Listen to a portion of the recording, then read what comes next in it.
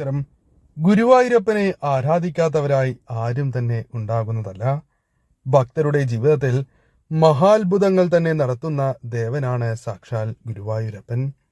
എന്നാൽ ഗുരുവായൂരപ്പനുമായി ബന്ധപ്പെട്ട് ചില കാര്യങ്ങൾ നാം മനസ്സിലാക്കേണ്ടതായിട്ടുണ്ട്. ഗുരുവായൂരപ്പന്റെ അനുഗ്രഹമുള്ള വീടുകളിൽ, സാന്നിധ്യമുള്ള വീടുകളിൽ കാണുന്ന ഒരു പ്രധാനപ്പെട്ട ലക്ഷണം, ഈ ലക്ഷണം നിങ്ങളുടെ വീടുകളിൽ ഉണ്ട് എങ്കിൽ ഗുരുവായൂരപ്പന്റെ സാന്നിധ്യം ആ വീടുകളിൽ നിറഞ്ഞു നിൽക്കുന്നു എന്ന് തന്നെ പറയാം. വിളക്ക് തെളിയിക്കുമ്പോഴോ ഭഗവാന്റെ നാമങ്ങൾ ജപിക്കുമ്പോഴോ അല്ലെങ്കിൽ മറ്റവസരങ്ങളിലോ നിങ്ങളുടെ വീടുകളിൽ സുഗന്ധം പരക്കുന്നുണ്ട് എങ്കിൽ അത് ഭഗവാന്റെ സാന്നിധ്യമാകുന്നു.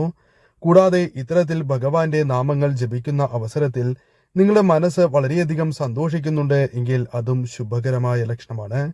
എപ്പോഴും ഭഗവാന്റെ നാമങ്ങൾ നാവിൽ വരുന്നതും ഭഗവാന്റെ കടാക്ഷത്തെ, സാന്നിധ്യത്തെ സൂചിപ്പിക്കുന്നതാണ്.